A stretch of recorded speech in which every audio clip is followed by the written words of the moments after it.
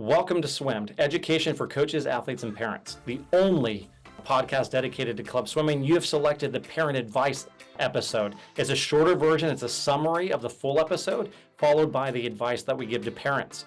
If you like the topic about systems and how to maximize those, go to the full episode on YouTube or wherever you find your podcast and download it and watch it.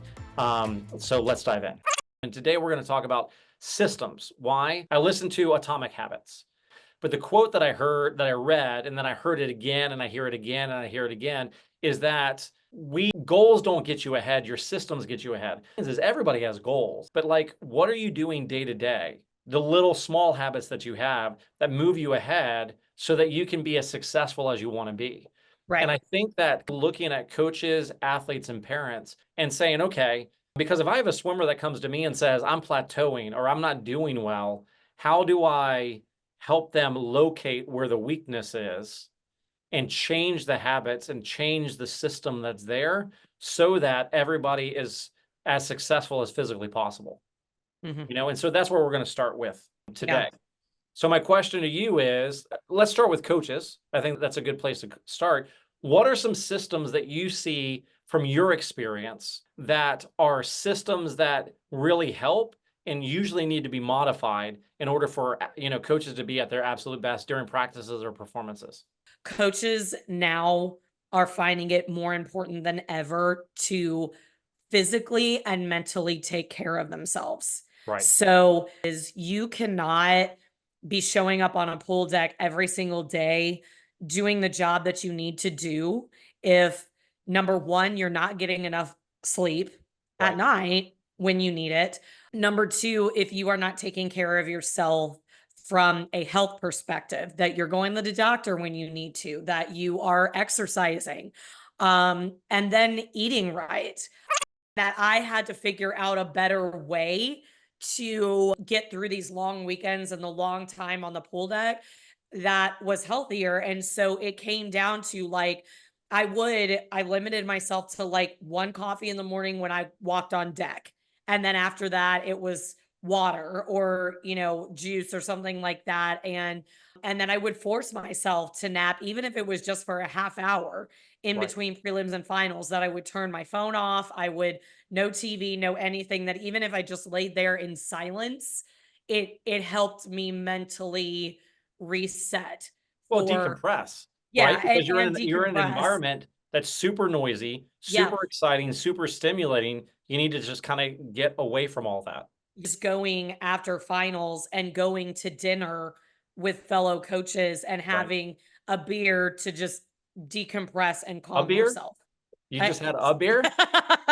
We're not going to let's roll the tape back and let's take a look at what just saying. But it was to decompress.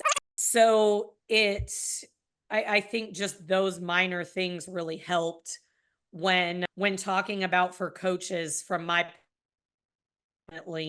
trying to make sure that you're taking care of yourself so you can better take care of your club and your family and the kids that you're coaching. Yeah. So what about you? What do you take the perspective of a coach? That's actually a social time where you can decompress and make connections. And so again, I think that's a perfect system for starting the discussion, because if you're not at your best and you're not being able to feel good, if you're relying on caffeine, sugar, and fat to get you through the day, after a couple of days and lack of sleep, you're not going to be able to process very well. In the same way, I think engagement at practice is really important. We as coaches don't decompress the way that we need to. So we get there early in the morning. We do morning practice. We come back. We might go home for a second to kind of maybe take a nap or whatever we need to do, get something to eat. Then we come back to work. We go through lunch, and then about 3:30, you're getting ready for practice. Right. So you never really decompress from the morning practice. So you get to the afternoon practice and you're kind of going, I'm tired. So you're thinking about the stuff that you were doing in the office that maybe you did or did not get done. Hopefully you've got your practice, written, because if you don't have your practice written, and by the time you get on the deck, guess what? You're not present and you're not engaging your athlete. So you didn't eat very well. Then you need to find how to eat well so that you feel your best. Because if you're not at your best, you're not giving feedback, you're not engaging your swimmer, you're not being technically there, and you're not, your swimmers are going to suffer, maybe not that day, but long term, Right. they're going to suffer. So Yep. you may, as a coach, say, okay, if the goal is to be fully engaged when the swimmers are here, where do my priorities have to be? And Yep. how do I prepare myself mentally, physically, emotionally so that I'm rested? And one thing you might want to do is at least 30 minutes to an hour before practice, decompress.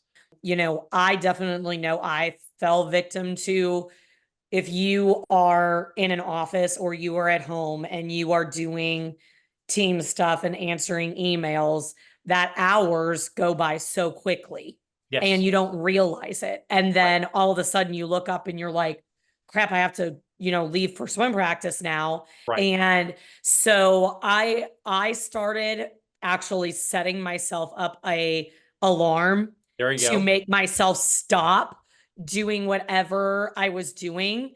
And I go out and, and take my dogs for a walk. There That you go.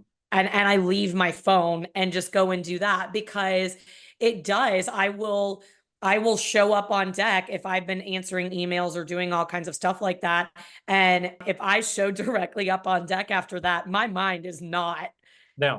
on practice and what's going on. My mind is, oh, I still have this to do. I still have that to do. I have to get this done. And so I'm not engaging in the way that I need to be. Right. So I think giving yourself grace and knowing that you got to set limits, and knowing that not to set expectations as if it were a 9 to 5 job, but that understanding coaching is a very different beast, Right. and you have to function differently in order to be successful at it.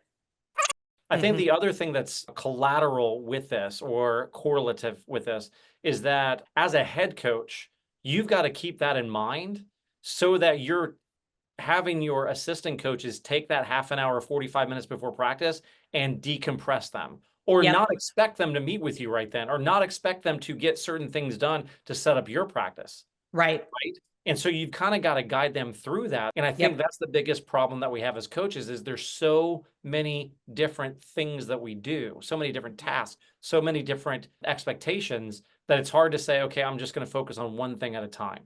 Yep. And when everything kind of meshes together and your days are very long, it's really hard to do that. The most brutal advice that I was ever given was that if you don't lead by example, Right.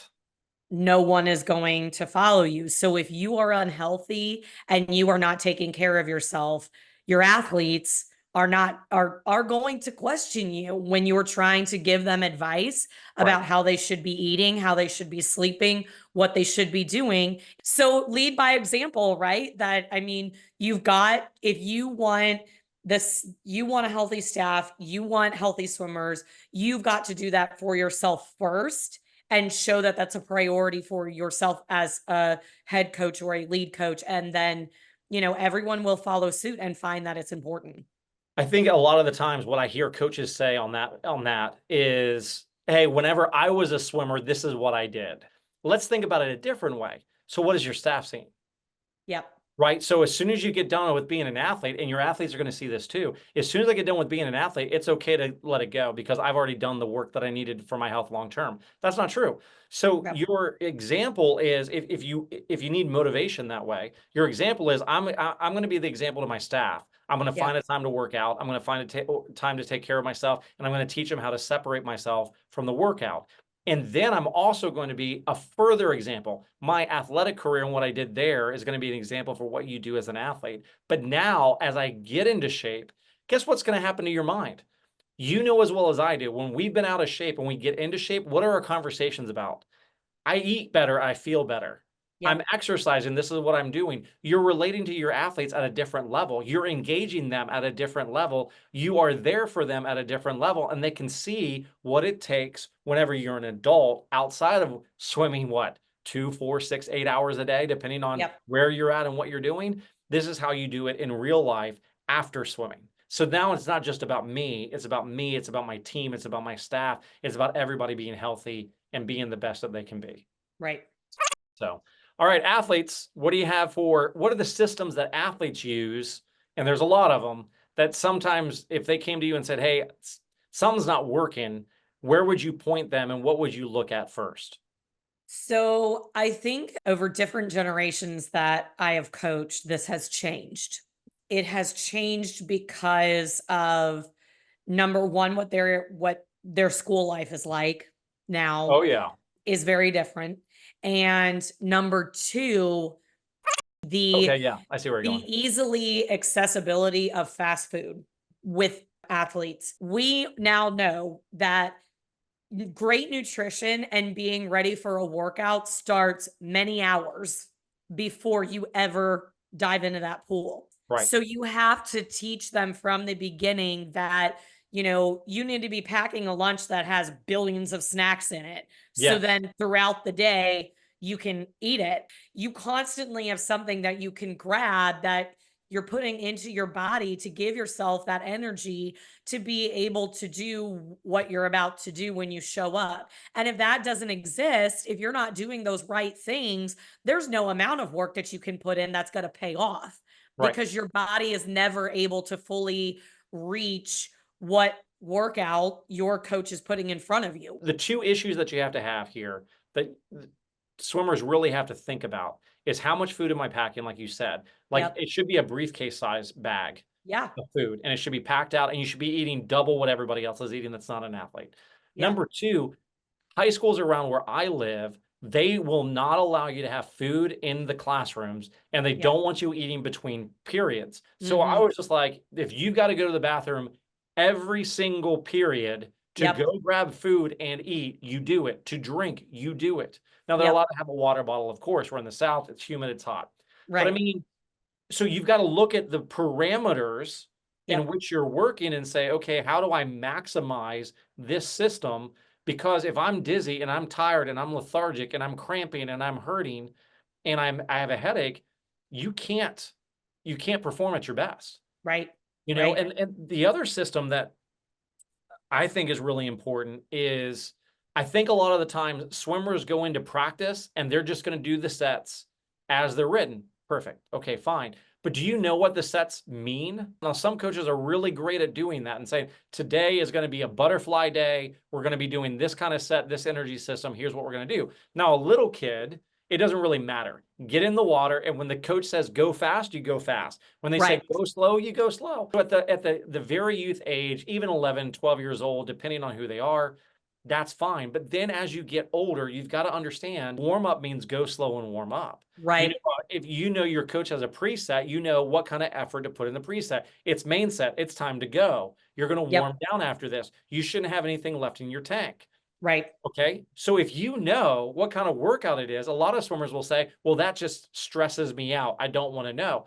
What's really important there then is the transition from school, getting food and getting to practice, and then mentally getting yourself into the mode to work out. So what I'm trying to say is your workout routine starts when you finish school or when you Yep. finish the activity before you come to the workout. Maybe it's waking up for an early morning practice. Maybe it's finishing school. From that transitioning, eating, getting ready, and then being prepared to know what kind of day it is to where you put your effort, that's one area that's a system. I call it the workout system that really swimmers don't think about. They just show up, I get in the pool, and then I go and I'm going to listen, I'm going to react to whatever is going to happen. No, you've got to plan it out, because then it tells you why it's important. Yep. And once you know why it's important, you're motivated to do it. I very much agree with that, that it's an overall system within their body and their mental capacity that they have to control. And if you don't control it the right way, you're going to see pretty much immediately that you missed part of what you could control. Athletes, you've got to make sure that you're putting in the work, not just in the pool, but out of the pool, doing the right things to prepare yourself so you can be successful when you go to start training and working your hardest so you Right. hit those goals and do what you need to. Yeah. So, I mean, first of all, let's call a spade here. We're not covering every system that Right. swimmers use and coaches use. We're cherry picking some ones that we know are problems. Yeah. Biggest thing that parents don't do, okay, is they don't really know what is the expectation of their swimmer by the coaches in the program and what is not an expectation of the Yep. swimmers by the program and the coach. And so the question I have all the time is from the parents that have the most successful kids is they come to the parents meetings. They don't just get the email with the outline. They show up Yep. and they ask questions. Is Yep. this, what are the meets that are expected for us to be there? What are the practices that are expected for us to be there? You have to know what is in that they're supposed to be doing and what is out. What the questions you ask is what, think about your athlete systems, dry land, practices, meets, nutrition, sleep, mental capacity, decompression, how do they recover? Those kind of issues, if you ask the right questions, guess what you get? You get the answers, and those answers direct you toward how you can provide the best support for your swimmer. Yep. More than anything, my advice to parents would be, we need you to parent. Yes. And what I mean by that is, we don't need you to sign them up for private lessons Right. because you feel like they should be in a different group, or they're upset because they want to be in a different group. We Right. don't need you to go and do extra dry land with them, because most clubs Right. have philosophies that work, that come with scientific backing, that they use at certain ages for a reason. What we need you to be doing is making sure they're not on their phones until 2 in the morning playing Fortnite. What we need you to be doing is making sure they're eating breakfast before they go to school, making sure they do have a lot of food packed when they go there, that they've got water bottles, that they've got a lot of options that are healthy for them to eat. And at night, making sure they're actually going to bed on time and maintaining their grades. And, I have this conversation, I would say every year, at least once, Right. of, it doesn't mean that your kid needs to be taking all of these AP courses or needs to be taking advanced courses. They need to have good grades. They need to make sure that they're able to maintain a practice schedule to get them faster, but also to maintain that in their daily life. Just as you said, there's got to be a balance. And if they're not good at doing that now, it's not going to work in college. So your job is genuinely to be a parent. All right, parents, what do you have for parents? Well, mine always goes back to the simple: parents be parents. Love your Yes. kids, make sure they're eating healthy, make sure you're, tracking what they're sleeping, make sure you're tracking what they're eating, and be there as a guide.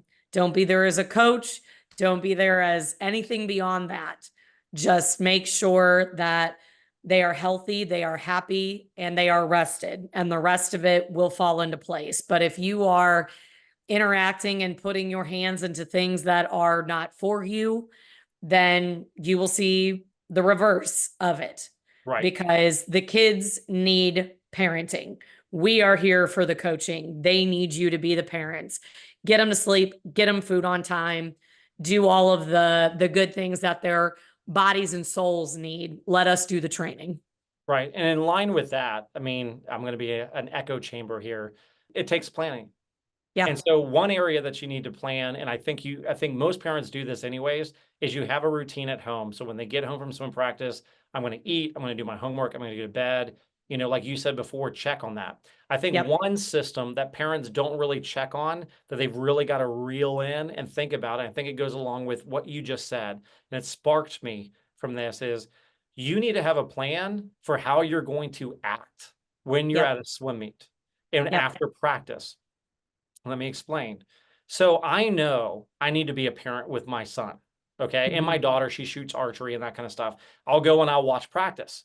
My first question out of my mouth, because I know what I want, I planned it out, is how to go. And she's like, good. I'm like, all right, cool.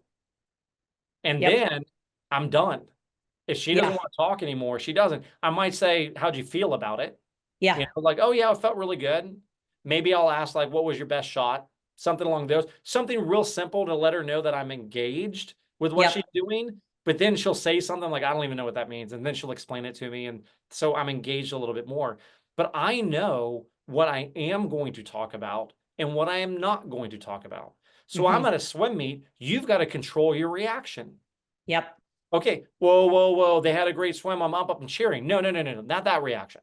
Cheer, Yep. go nuts, have a sign. I don't care. Embarrass them as much as you want. Whatever you got to do. But I know that as soon as that happens, as soon as it's over, good swim or bad swim, there are certain areas critiquing their technique I am not going to do. Yep. Asking if they gave their best effort, I am going to assume they gave their best effort. Yep. Even though I might look at it and going, they should be going faster. Right. You know what I mean? I am not going to ask them, well, how do you know, I think you can go faster. Here's the time that we were going for. Talking to them on the pool right over about goal times and what they need to do and how they're going to qualify for whatever it's going to do. I have anxiety listening to you say all this. Yeah, but you have to be strategic if you want to be their parent. If you want to be their coach, go sign up, find yourself a team, be a coach them. Yep. Right? But you know as well as I do, as a swim coach, when my son's swimming, I don't coach him. I let the coach coach. If we go to a swim meet, I don't give him critiques. I don't ask him about best times. I don't ask him about how he's doing because they've already had that conversation with the coach, which is the proper place to have it, not you. You're a support. Right. So how does a supportive parent act? I cheer, I go nuts. I cry when they don't do well. I pat them on the back. I'm there for them. I'm not, hey, how do you think you did today? I did fine. I have one swimmer. It's really funny because she'll say, my parents at the swim meets, all they talk about is swimming. And the parents are like, I swear to you, I don't talk about swimming. I said, yes, you do. And they're like, no, no, no, I actually don't. I'm like, what's the first words out of your mouth when they get done with swimming? How'd you do? In their mind, you're now coaching. Yep. Okay, well, if that's the case, because of your child and because of the way we know this now, we figured it out, don't even say that. So now, guess what? They switched. The first words out of their mouths is like, where do you want to get a lunch? Yeah. And exactly. Guess what? The anxiety for the swimmer came all the way down. Yeah. Now they only go to lunch. And then during lunch, he or she, I'm not going to say which one it is in case they're listening, may or may not talk about swimming. Yeah. Sometimes they do, sometimes they don't, but they are not, the parents are not viewed as coaches now. Right. And so you take that feedback and you talk to the coach and you say, okay, what do I want to be? I want to be a parent. Okay, that means I'm supportive. What does that mean? I'm not going to ask all the questions. Yeah. I'm going to make sure my swimmer is mentally, physically, emotionally who they need to be. And I'm going to love them regardless of the performance. And I think that if you schedule at home, but you also schedule yourself, what am I going to talk about? What am I never going to talk about? I think and talk to your coach about that to figure out, because your coach knows what your swimmer is saying to them at practice and they can clue you in. That's one way to know what is expected from the program and what is not expected. What do you expect? And you're going to see great results from that. Definitely. So anyways, thanks for the discussion. It was really good. I like talking about systems, and some of these we're going to come back to in future episodes, and really sleep we're going to deep dive into and some other stuff like that. So I will see you next time. Thanks so much. Cheers. Whatever platform you're listening to, make sure you subscribe and hit the like button. And if you loved us, leave a review. Also, if you're interested in getting more information from this episode, click the link in the description and we'll send you notes from this episode. Finally, do you have a topic to suggest or want to share your thoughts? Email us at swimedinfo@gmail.com. swimedinfo@gmail.com. Join us next time for a thoughtful discussion about swimming and how coaches, athletes, and parents can improve their performances. Thanks for listening to SwimEd, education for coaches, athletes, and parents.